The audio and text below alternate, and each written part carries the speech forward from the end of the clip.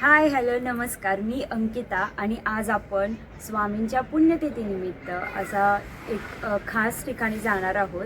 ते म्हणजे नारायणपूरला चाललेलो आहोत आणि येता येता मी तुम्हाला श्री कुडितनाथ म्हस्कोबा दाखवणार आहे. तर फार सुंदर मंदिर आहे दोन्हीसुद्धा आणि त्यांची माहितीसुद्धा तुम्हाला मी थोडीशी देणार आहे. तर चला जाऊयात आपण आधी नारायणपूरला.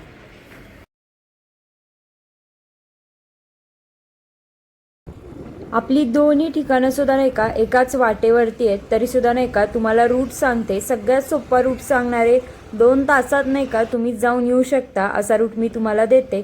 आधी तुम्ही बोपदेव घाटातनं वरतून खाली उतरला की सरळ तुम्हाला सासवडच्या रस्त्याला लागायचंय. आता जाता जाता नाही का आम्हाला बैलगाडा शर्यत दिसली, ती पाहून जाऊयात पुढे.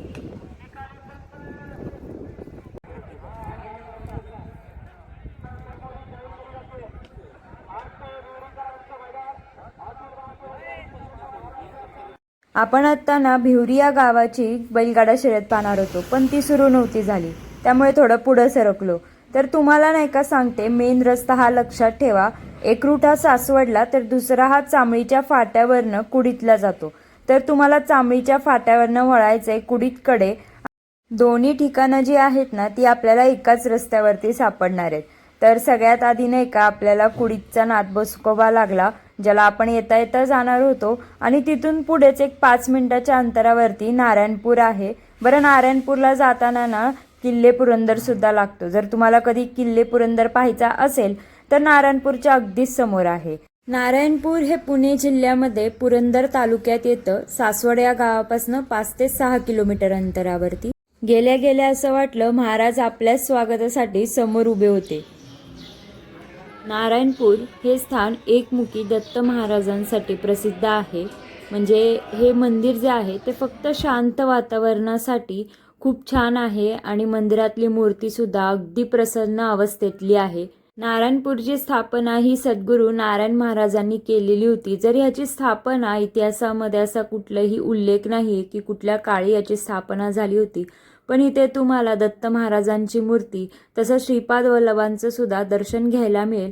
तर इथे नारायण महाराजांच्या काही गोष्टी अशा छान चित्ररूपामध्ये तुम्हाला बघायला मिळतील. चित्ररूपातलं गुरुचरित्र सुद्धा तुम्हाला इथे बघायला मिळेल.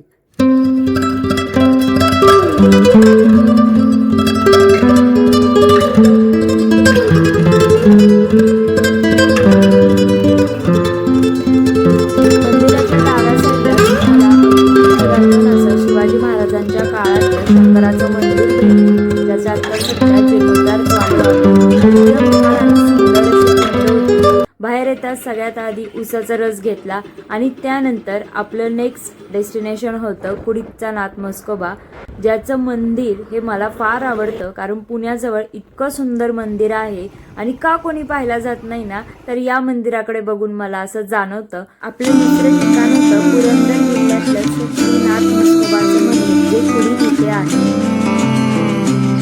डोळे दिपून टाकणाऱ्या या मंदिराची वैशिष्ट्य अशी आहे की हे मंदिर 2 एकर आणि 1 गुंठ्यामध्ये बांधलेलं आहे.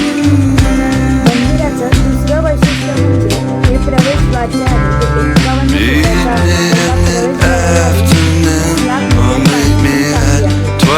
फुटाच्या संपूर्ण बांधकाम हे दगडात झालेलं असून इथला जो सभामंडप आहे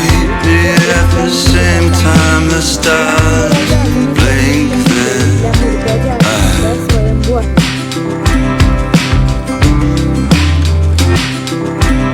मंदिराचा सध्या जीर्णोद्धार चालू आहे, पण तुम्ही मंदिर पाहू शकता. मंदिराच्या आवारात अनेक छोट्या मोठ्या देवतांची तुम्हाला मूर्त्या पाहायला मिळतील.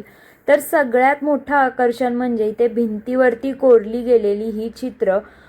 प्रत्येक चित्रामध्ये नाही का पुरातन काही ना काहीतरी गोष्टी या लपल्या गेलेल्या आहेत आणि कलाकाराला त्या हॅट्स ऑफ आहे. कारण इतकी सुंदर चित्र आहेत की डोळेच दिपून टाकतात. प्रत्येक देवतांची चित्र या भिंतीवरती ही कोरली गेलेली आहेत. लवकरच या मंदिराचं काम पूर्ण होणार आहे. या मंदिराची पुनर्स्थापना तुम्हाला होताना पाहायची असेल तर 19 एप्रिल ते 1 मे या मंदिराचे कार्यक्रम चालू असणार आहेत. कुडीतमध्ये असलेलं श्रीनाथ बेळ हे ठिकाणावरून तुम्ही म्हैसूर पाक आणि फरसाण घ्यायला विसरू नका, फार सुंदर असतं. त्यानंतर बोपदेवच्या वरती अस्मिता वडेवाल्यांकडे आम्ही गेलो होतो, जे की माझ्याच गावातलं म्हणजे सासवडमधलं सगळ्यात जुनं हे वडापावचं ठिकाण होतं आणि आता त्याची शाखा ही बोपदेवच्या वरती, पुण्याच्या बोपदेवच्या घाटाच्या वरती झालेली आहे. तर तिथे आम्ही गेलो होतो. आता सांगते तुम्हाला वडापाव कसा आहे ते. वडापाव खूप छान होता, कारण या वडापावमध्ये चिंचेची चटणी आणि कांदा देतात, त्यामुळे हा वडापाव नाही का लगेचच आपल्याला जातो. म्हणजे तुम्ही ॲट अ टाइम 2-2, 3-3 खाऊ शकता, याची मी गॅरंटी तुम्हाला देते. व्हिडिओ आवडला असेल तर प्लीज व्हिडिओला लाईक करा, शेअर करा आणि सबस्क्राईब करा. विसरू नका. परत पुढच्या नवीन व्हिडिओला परत भेटू. सबस्क्राईब करायला विसरू नका. परत पुढच्या व्हिडिओला लवकरच भेटू. हां.